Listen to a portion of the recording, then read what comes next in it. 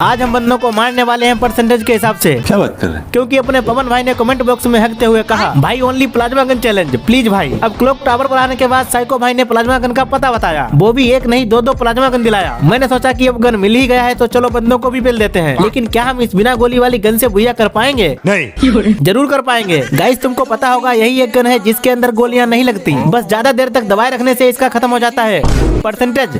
Gun लेकर मैं sharp board से निकल पड़ा क्लॉक टावर से पीक की ओर। रास्ते में एक बंदे ने पीछे से उंगली किया, उंगली करते ही मैं वापस लौटा। फिर उस बंदे ने मुझे ऐसा डैमेज दिया कि मेरी जिंदगी बस 2-3 ग्राम की बची। फादर मेडिकेट मारने के बाद मैंने उस बंदे से कहा कि बेटा अब अगर तुमने उंगली की है तो पूरा हाथ झेलने के लिए तैयार रहना। इधर आकर मैंने इसको पेल दिया। तुमने तो हाथ झेलने के लिए कहा था, गन को क्यों पेला? अरे चुप साले, सारे हम बेइज्जती कराने में लगा है।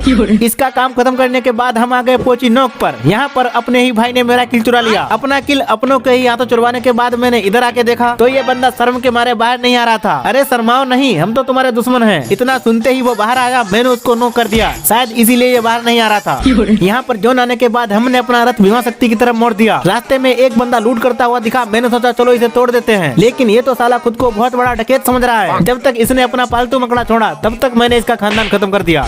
इसका खानदान खत्म करने के बाद हम आ गए भीमा शक्ति पर। यहाँ घर से निकलते ही ये क्या, ये तो पैदा होते ही सीधा जंग के मैदान में चला आया। अरे बेटा यहाँ से चलो, ये जंग कोई बच्चों का खेल नहीं है। इसको पूरा खत्म करने के बाद हमने पीछे मुड़ के देखा तो इसके खानदान वालों ने हम पर हमला कर दिया। इधर मुझे घर के अंदर एक सुंदर सी लड़की दिखाई दी। मैंने घर के अंदर प्रवेश कर दिया और लड़की का बिना गोली वाली गन से खोपड़ा बजा दिया। इसको खत्म करने के बाद बाहर आते ही इसकी टीम के तीसरे बंदे से मेरी आमने सामने की लड़ाई हो गई। लड़ाई में मैंने उसकी छाती को छलनी कर दिया। अब ये बंदा पक्का कंफ्यूजन में पड़ेगा कि खाना कहाँ से है और रखना कहाँ से है। इसके पूरा खत्म होते ही यहाँ पर बचे हैं मात्र 13 बंदे, जिनमें से 4 तो हमारे ही खानदान वाले हैं, मतलब बुया हो सकता है। लास्ट जोन में मेरा एक किल जैसे ही चोरी हुआ वैसे ही मैंने इधर घूमकर किसी एनिमी का 2 किल चुरा लिया। 2 किल चोरी करने के बाद जब उस एनिमी ने मुझे मारा तो मैंने उसके ऊपर बम फेंक दिया। इसे कहते हैं उल्टा चोर कोतवाल को पेले।